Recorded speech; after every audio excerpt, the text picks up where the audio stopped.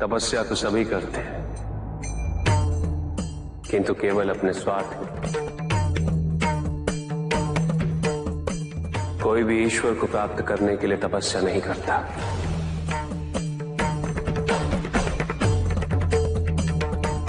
कोई भी तपस्या इसलिए नहीं करता कि उसकी भक्ति उसके आराध्य तक पहुंच जाए। मृत्यु चाहते हो, मुक्ति चाहते हैं, किंतु मृत्यु से मुक्ति प्राप्त नहीं होती।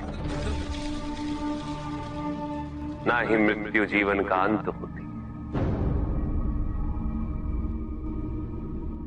सृष्टि ही जीवन, प्रकाश ही जीवन।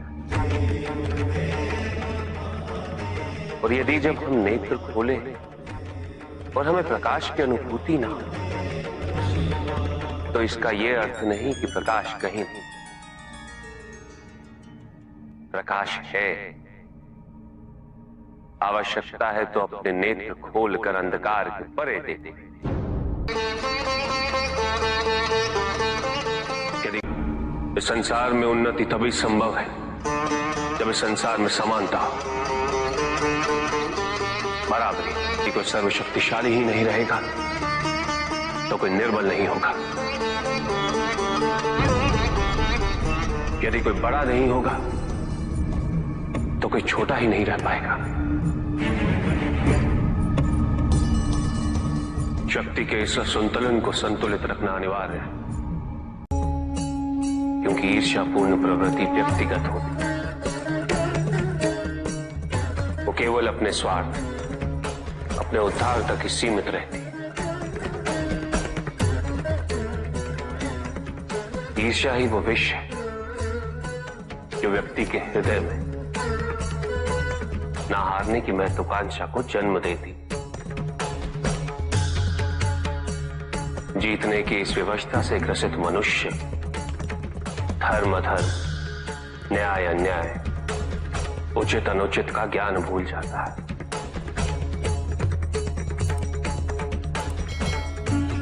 संवेदना, करुणा भूल जाता है। उसे स्मरण रहता है तो केवल जीतना, भले ही वो छल कपट के माध्यम से ही क्यों ना हो। एक असुर था, एग्रिप। एक दिन वो ब्रह्मलोक गया।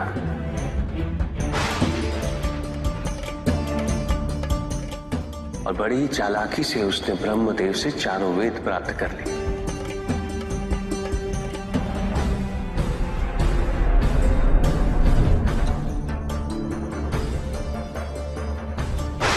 और जाके समुद्र में छुप गया, क्योंकि सारा ज्ञान वेदों में निहित है। इसीलिए संसार से सारा ज्ञान चला गया। जब अज्ञानता का अंधकार फैलता है तो अधर्म बढ़ने लगता है।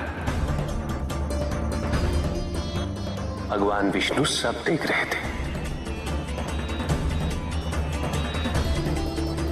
उन्हें ज्ञान था कि शीघ्र पृथ्वी लोक पर प्रलय आने वाला है। एग्रिप के साथ चारों वेद भी लुप्त होने का भय था। ब्रह्मदेव सृजन करता है। वेदों के अभाव में पुनर्जन्म की प्रक्रिया को पुनर्स्थापित करना अत्यंत कठिन। इसीलिए एग्रिप से उन वेदों को पुनः प्राप्त करना अनिवार्य था। तो भगवान विष्णु ने क्या किया? भगवान विष्णु ने एक मत्स्य रूप धारण किया। वो एक मछली बने और नदी में अवतरित। राजा सत्यव्रत स्नान कर रहे थे। एक छोटी सी मछली उनके हाथ में आ गई।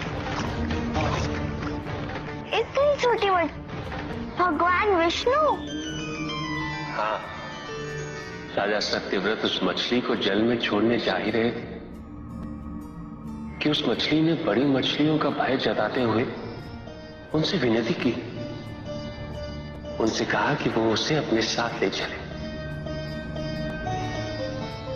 राजा सत्यव्रत अत्यंत दयालु थे। मछली को अपने कमंडल में शरण दे दी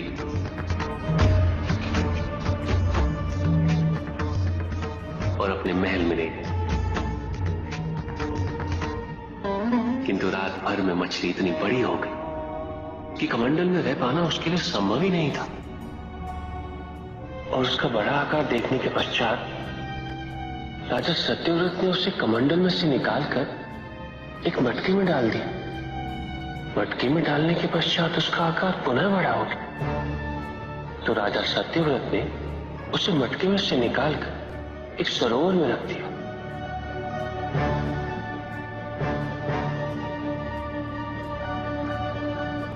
किंतु उस एक ही रात में सरोवर में रखने के पश्चात भी उसका आकार इतना बड़ा हो गया कि उसे नदी में रखना पड़ा।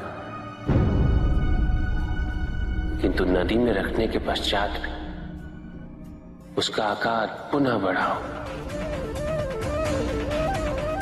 और इतना बड़ा हो गया कि यदि उसे महासागर में नहीं रखा जाता तो उसकी मृत्यु निश्चित थी। राजा सत्यव्रत उसे महासागर की ओर ले गए।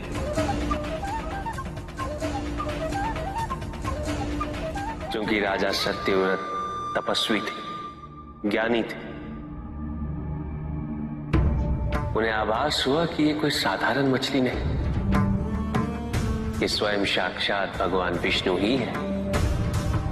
भगवान विष्णु राजा सत्यव्रत की उदारता से अत्यंत प्रसन्न थे। इसीलिए उन्होंने राजा सत्यव्रत को मत्स्य रूप धारण करने का कारण बताया।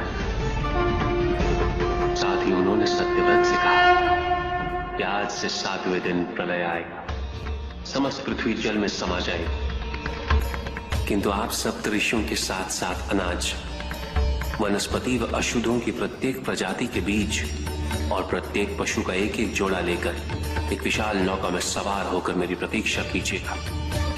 केवल एक ही स्थान ऐसा होगा जिसकी ऊंचाइयों को जल छू नहीं पाएगी। मैं लौटूंगा और आपको वहां लेके चलूंगा। ऐसा कौन सा स्थान था? हिमालय पर, अर्थात तुम्हारी माता के पिता हिमावत। फिर क्या हुआ?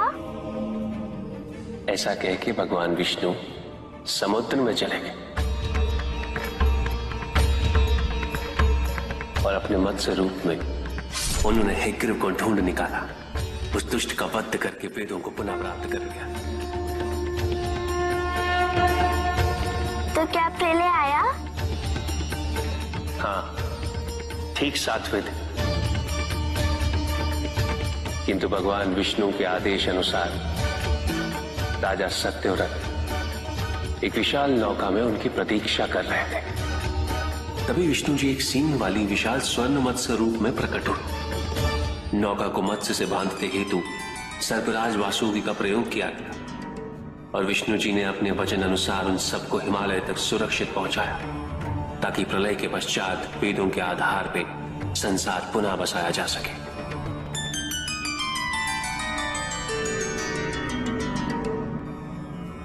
राजा सत्यव्रत मनु कहलाए। मनु अर्थात मानव जाति के प्रणजनक।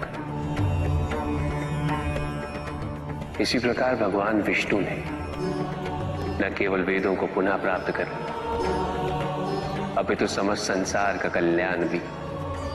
अर्थात भगवान हर संकट में अपने भक्तों की सहायता अवश्य करते हैं।